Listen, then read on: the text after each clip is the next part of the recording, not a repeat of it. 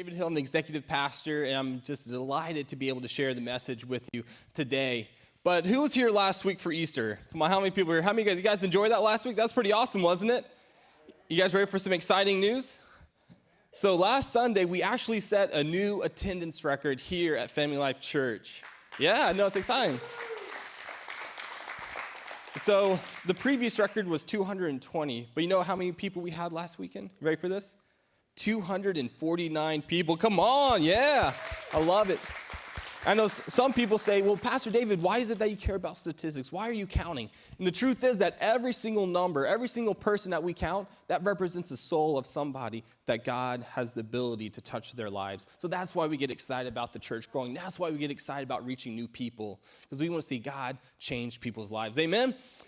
Very cool. And so Easter was a lot of fun. If you missed it, you can watch it at ocalaflc.com along with any of the messages that we've preached. Now, there was a little bit of confusion last week because my brother preached, and I had a lot of people wondering, how did David go from being the host and change clothes really fast and then popped up back up here? And it was so bad. I had someone on Facebook that I haven't seen in a year. He was messaging me. He's like, David, I saw your picture when you preached last Sunday. You got to lay off the donuts. I'm like, whoa, that wasn't me, man. That was my brother. But no, we had a lot of fun last week. But today we're going to be actually finishing up our series, How Sweet the Sound. But I'm going to ask if Austin and Brandon can come up here real quick up on the stage. Yeah, come on up here. Let's give them a hand clap as they make their way up here. Now, there's a reason I'm calling these guys up here. This is my volunteer shout out. So I'm going to have Brandon and Laura. And we have a picture, I think, of Brandon with his Kung Fu Panda hat on.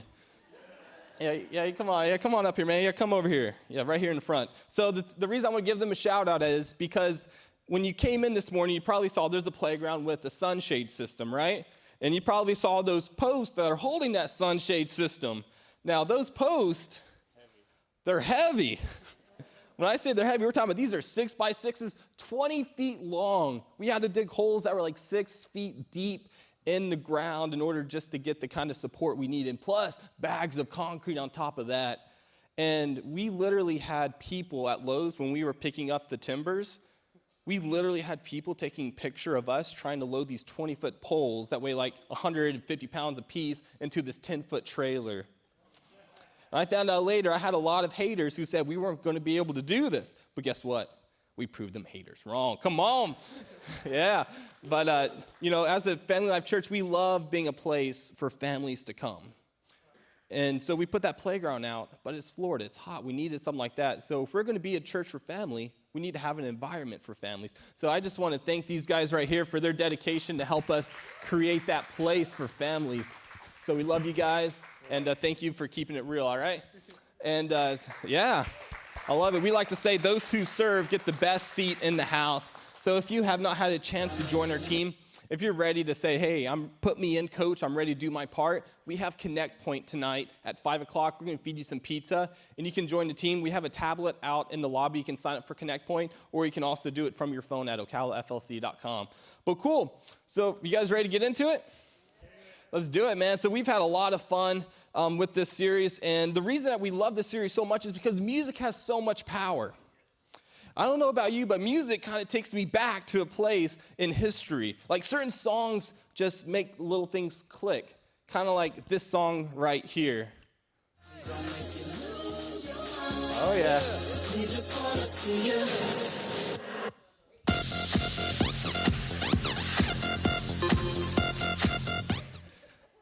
Now, if you don't know what that dance is, you're too young, right? But that brings me back to 2011. I just moved out of my parents' house. I'm at UCF, having so much fun with that independence. Music just kind of takes you back to that place, though. And for the last 3 weeks, we've been looking at some traditional Christian hymns because these hymns are wrapped with just such rich theology and just beautiful imagery, and it helps us understand God in a different way, and it helps bring God and makes Him personal. And so these songs have literally shaped the faith of generations. So we've been looking at 3 songs so far, and today we're going to be concluding our series with the song, It Is Well With My Soul. Amen. And to start off with, I want to share the story behind It Is Well With My Soul. The story starts with a man named Horatio Spafford.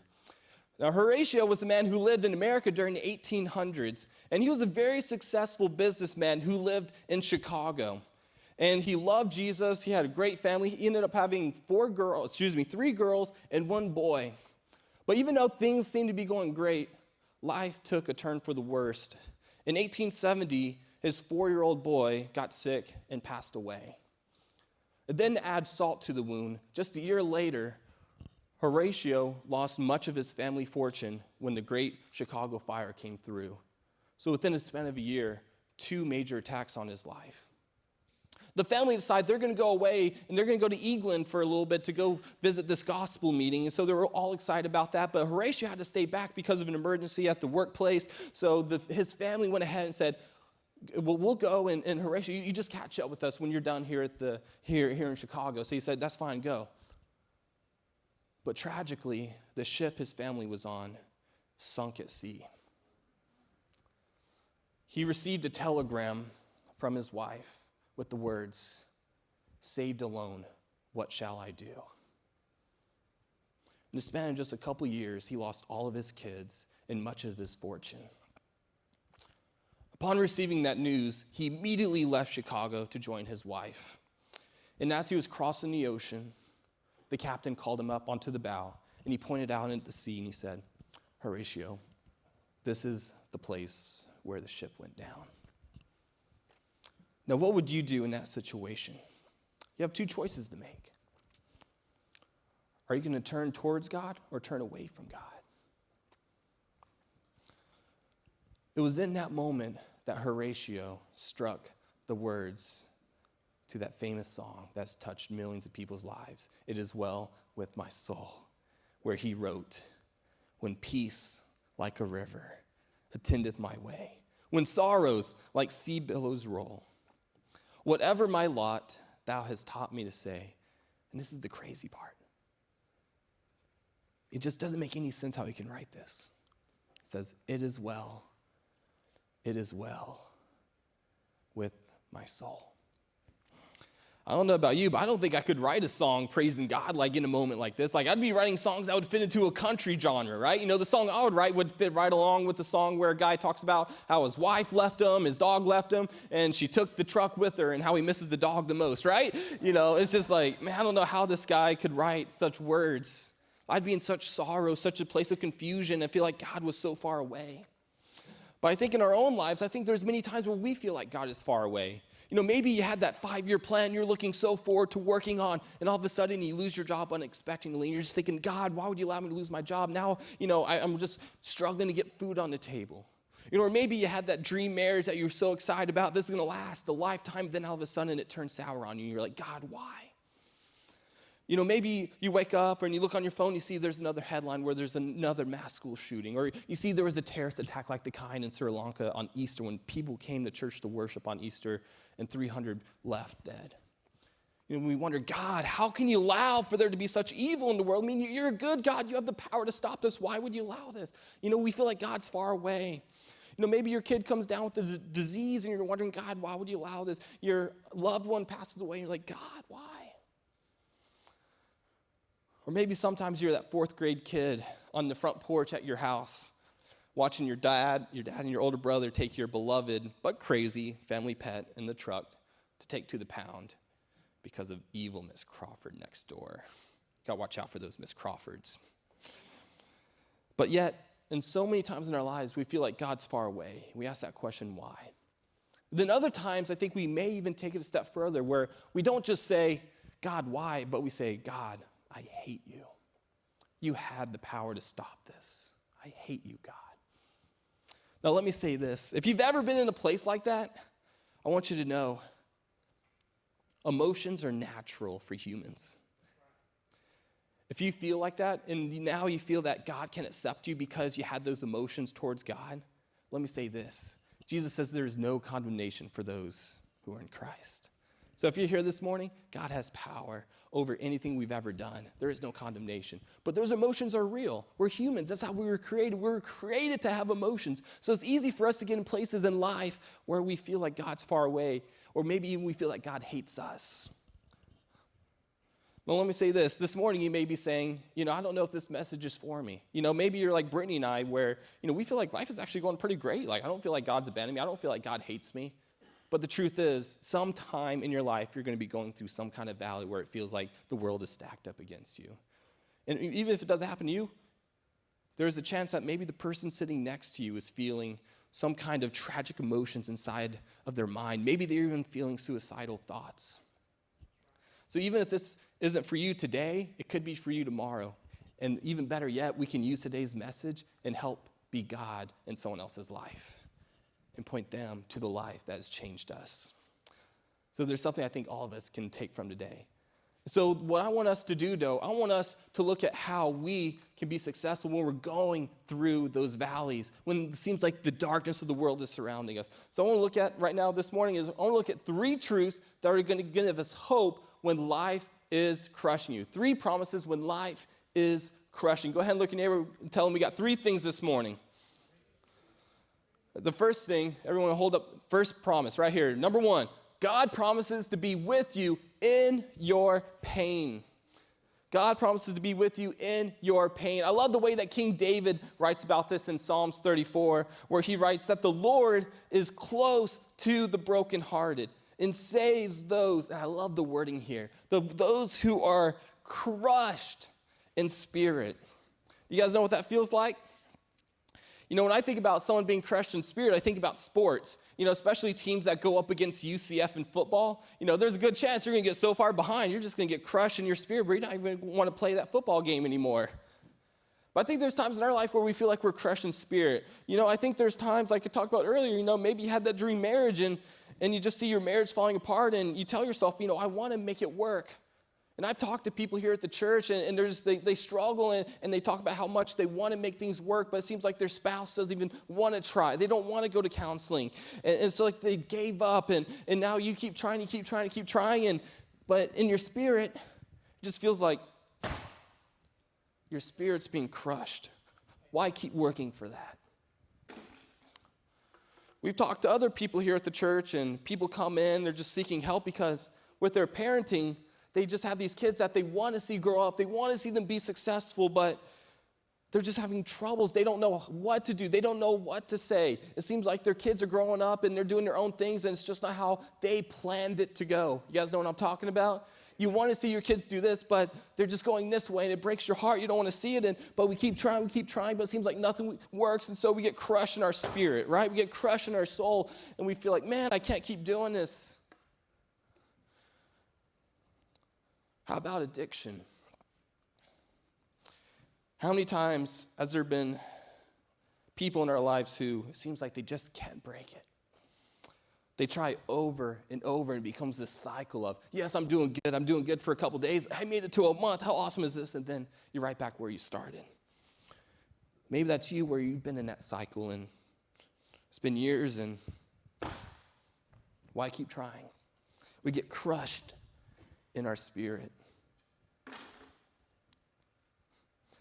But what does David write? David writes that God, he's close to the brokenhearted and that he saves those who are crushed in spirit. Do you realize that saves? That's active. That God's there with you when you're going through stuff. God's not some distant God that's uninterested in what goes on in our lives. God's there right with you because he loves you. He created you. He wants to see the best for your life. Now, if you've been in church for a while, you've probably heard a message like this. But I think it's so easy for us to have this truth in our mind, but not have it in our heart. And the truth is, for so many people, in order for us to be able to transition this from a head knowledge to a heart conviction, for so many of us, we have to be able to experience it in real life. And this has been true for a lot of people where in order to really experience the light of God, we have to go through the darkest times. Jesus says, I am the light of the world. But if everything around you is bright, it's kind of hard to appreciate the light, isn't it? But we know when that light is really appreciated, especially when it's nighttime and you're like, I could really use a glass of water. But, you don't want to wake up the person sleeping next to you, so you're like, okay, I got this, man. I'm the master of this house. I don't need no light. I know how to get to the kitchen all by myself. Psst. And then all of a sudden your pinky toe hits that piece of furniture that's sticking out a little far, and you become like Shakespeare and start inventing new 4-letter words. And then you're like, Jesus, I'm sorry, I shouldn't have said that. But you really wish you had that light right there in that moment, because light is precious. Light is most precious when you're in the darkest of places. And when we're in those darkest of places, when we get to experience God, it helps us realize that Jesus is with us in those dark places. The first promise is that God promises to be with you in your pain. Second promise, everyone got 2 fingers. Here we go. Second promise is right here. God promises others to help comfort you. God promises others to help comfort you. Paul writes in 2 Corinthians, he writes to the early church, he says, "Praise be to God, the Father of our Lord Jesus Christ, the Father of compassion and the God of all," hey, how about that? Comfort. "Who comforts us in all our troubles, so that we," now who's we? Point to yourself, say, "That's me," "so that we can comfort those in any trouble with the comfort that we," now who's we again? That's me, right? "That we ourselves receive from God." I love this, because what Paul is talking about is the uniqueness of the church. When I say the church, we're talking about a body of people that all come together. And the beautiful part is that God describes the church as a body where each person has a different part of the body. And so when we all come together and we're all acting in the gifts that God has given us, we become whole and we become strong. And what I love here is when he describes, listen, God is let you experience things. God has given you comfort for this. So that means that when we come together as a church, each of us has different experiences that we have been through. And because of those different experiences that we have been through, we can work together and help keep every person strong. Like, for example, maybe you're someone who's in an abusive relationship and you're wondering, like, can I get out of this? You know, that relationship, it brings you stability. So you're like, hey, I know I need to go, but I can't really leave. You know, where am I going to stay? And it's a hard decision to make. I mean, we have a lady in our church named Millie who has shared her story where she was married, had a great marriage, but then that thing turned sour. She had 4 kids, and the husband just became crazy abusive, and she knew for the health of her and her kids, she had to leave that situation. But she was scared. But she left, and God proved that he was faithful. She was able to raise those 4 kids, and all 4 of those kids are now in love with God, and they're doing very well in life. But that was a hard decision she had to make. So the beautiful part, though, is how God promises others to help comfort you. If you're in a situation like that, guess what? There's someone in this church that has felt those same emotions as you have felt and has seen God bring her through that. So guess what? If you're going through something, guess what? When Millie gets to speak with you, she doesn't speak from a head knowledge. She doesn't speak from a book she read. No, she speaks from a deep conviction because she has seen God move in that situation. God promises others to help comfort you. You know, I think a very common problem, I shouldn't use the word problem because I think that gives kind of this connotation that if you're dealing with this, that there's something wrong with you. No, I would say a really common occurrence is for people to feel doubt. I mean, I have felt this. I'm sure every single person in this church has felt some kind of doubt, like where they wonder, is God real? Is this the whole church thing? Is this whole following God thing? Is it worth it? Is it worth it to pray? We've all experienced this. We've all had thoughts like this. But one thing I love, talking about how the body works together, Jason, our worship and youth pastor, he got to share with us where he had a time in his life where he felt like that. Jason was a young man who fell in love with God and had a heart for ministry, so he went to Bible college. But after being in ministry for about a decade, it just seemed like every ministry he went to, it was just somebody was beating him up emotionally, where after 10 years of being in ministry, he just simply walked away, wondering, is God real? Is this worth it? But it was in that time that God revealed himself to him again.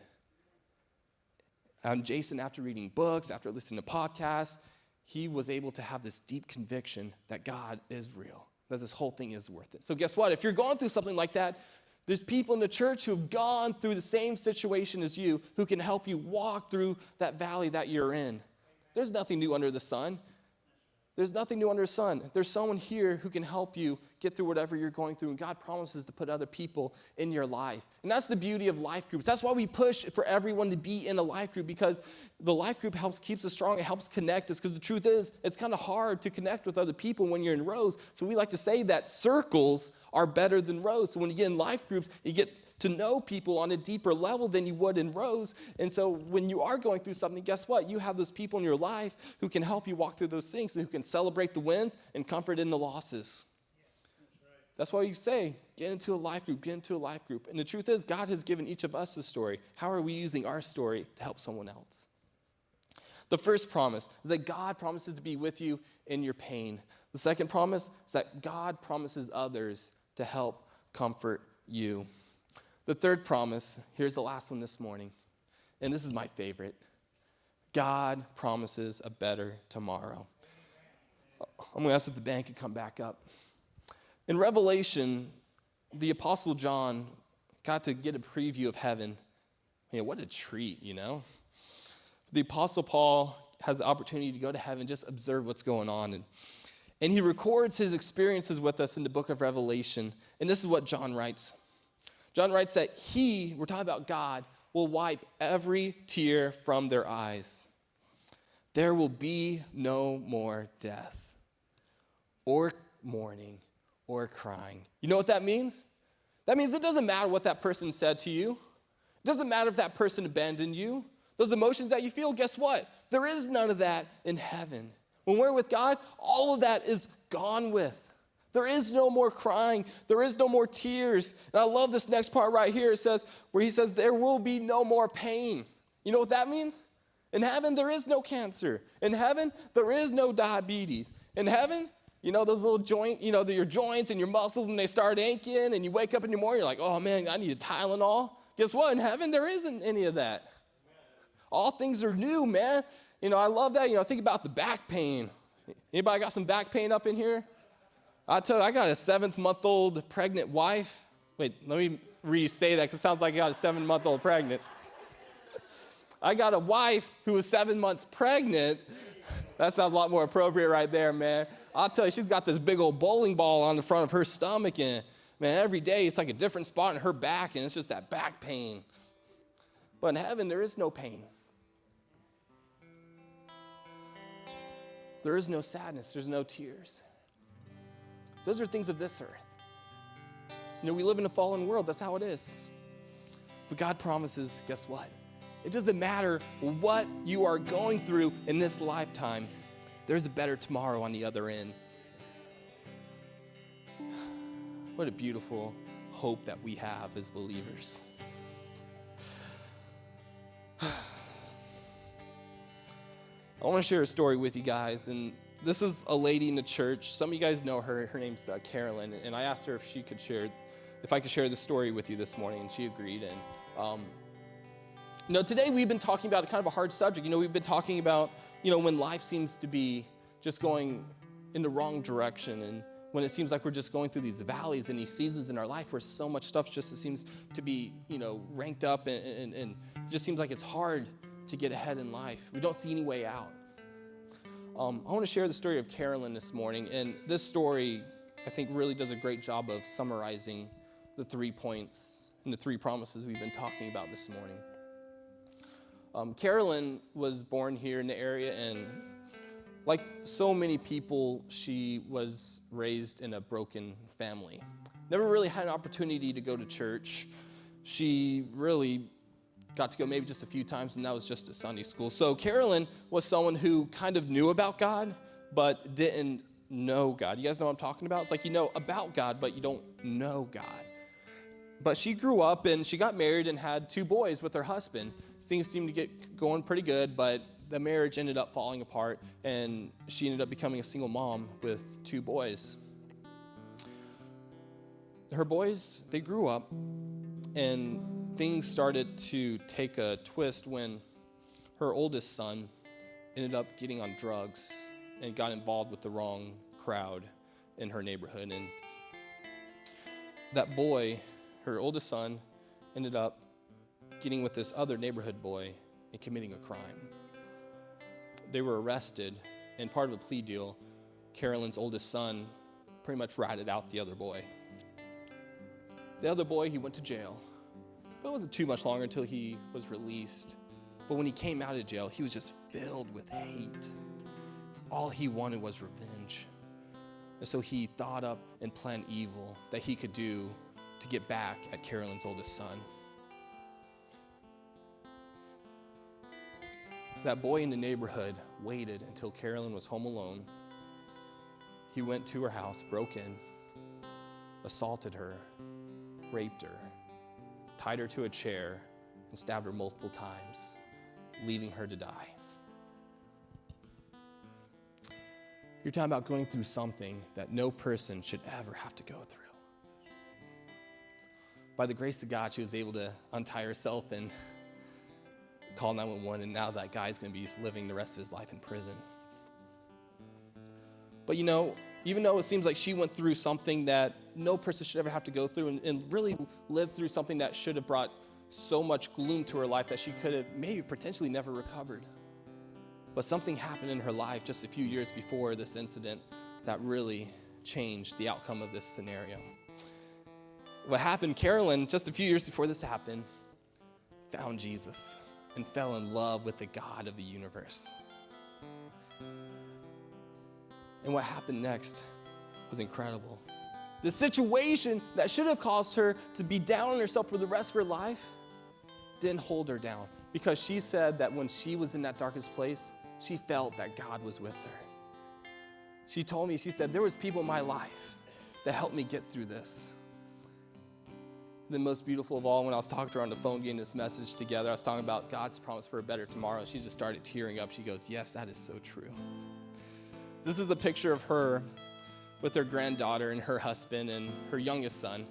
And, talking about a situation that could have turned so dark for the rest of her life. When you meet this lady, when you see her worship, she doesn't worship as someone who's a victim. No, she worships as someone who's an overcomer. And more than that, she worships as someone who is so in love with Jesus. It just overflows in her being. That's the power of God. God promises to be with us. God promises to put others in our life. And God promises a better tomorrow. I want to go back to Revelation 21, and I want to read the next verse here. But going back to verse 4, John writes that he will wipe every tear from their eyes. There will be no more death. There will be no more mourning. There will be no more crying or pain, for the old order of things has passed away. But check out this next part right here. It says, he who was seated on the throne said, I am making everything new. Come on, somebody. When you're going through life, you're having problems with your parenting, God says, I'm making everything new. When he says, hey, you're broken in your spirit, your marriage is falling apart, I'm making all things new. He says, listen, you're going through something that you can't seem to break, so I'm making all things new. There is no condemnation for those who are in Christ. Old order of things are gone. We are a new creation here with God. But here's the thing. When we do go through those valleys, we have two choices to make. Are we going to turn towards God, or are we going to turn away from God? The choice is ours to make. Jesus says, I have come that you may find life, and life more abundant. It's our choice. What are we going to do? Church, let's pray.